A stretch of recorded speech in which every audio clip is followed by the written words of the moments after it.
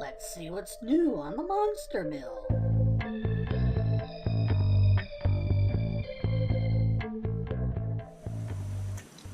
Got my cup of coffee, and I got my thumb drive with the routines.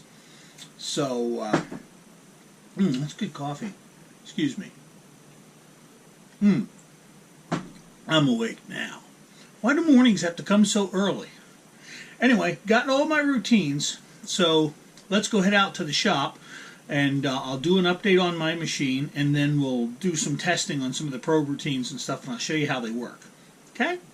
I'm out in the shop. We're going to go and test these routines out. Yeah, it's the middle of January here, so of course, you know, it's freezing outside. You know what I mean?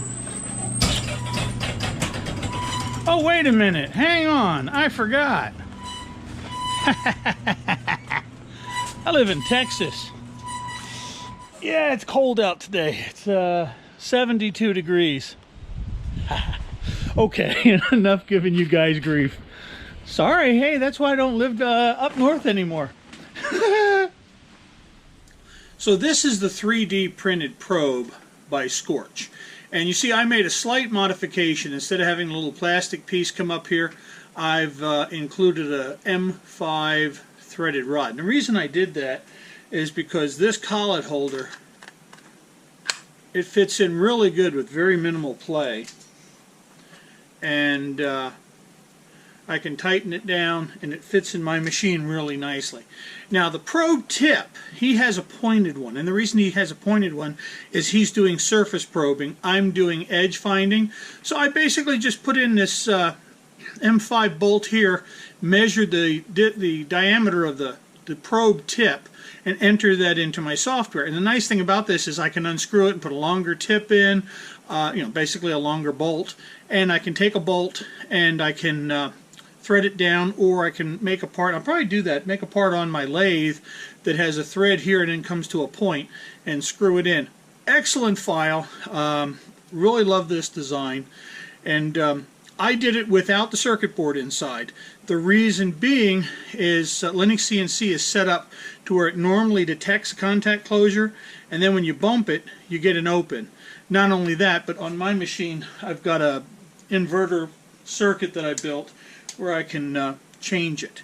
But we'll do that on another video. But anyway, here's the probe. It's all set up. I'm going to mount that in the machine, and then we'll get started. Okay, so let me go over what some of these buttons here do for you. The Safely Go Home, what it does is no matter where you're at on the machine, you've got your machine home when it first homes itself using the magnetic switches or whatever kind of switches that you're using. And that's the machine home, okay? But then you're going to move it someplace and you're going to set home. And then if you want to get back to it, you push the Safely Go Home button. It's going to raise the unit as high as it can go.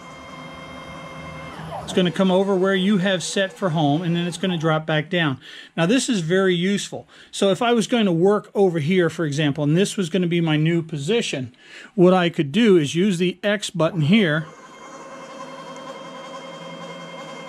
move it to that location, right, and then go over here and go Set New Home. And what that does is sets everything to 0. So now if I use the Safely Go Home button, even if I have this thing, you know, all out of whack, when I hit this button, it moves it up out of the way and brings it back to that position repeatably. All right? So that's what those two do. Now G30 is a preset. It's another preset. It's kind of like another home. I use it for tool change.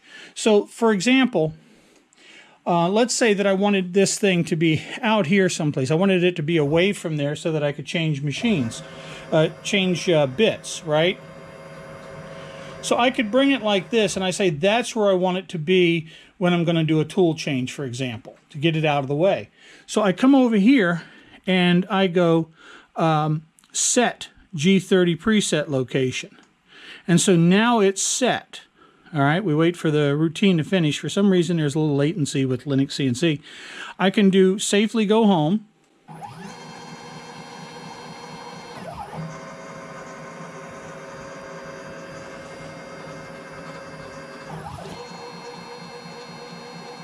And then when I get ready to do a tool change or something, I can put a G30 in there. And that's going to do the same thing as going over to here. With one caveat, a G30 normally moves directly there and your axis can be in the way. In my routine, it brings the Z up, then moves it over. Kind of help you from bumping into things. And unfortunately, I would have liked it if it would have went up and over and then come down to that position, but it will traverse down this way. So you still have to be careful of that. But anyway, it's still very useful. The last one is this one here, which is go to G53 machine home or machine origin. When you originally homed the machine, this is the location where the machine was homed. So for me, this magnet ends up about here, and that magnet ends up about here, and the whole thing shifts this way, and my Z-axis goes up until right where the magnetic sensor is. So if I hit this button, the Z moves out of the way, and then everything glides over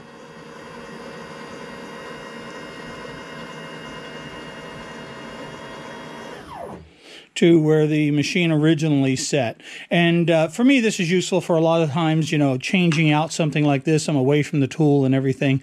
And then when I'm done, I can go back to the Safely Go Home and go back over to wherever it was that I had it set before.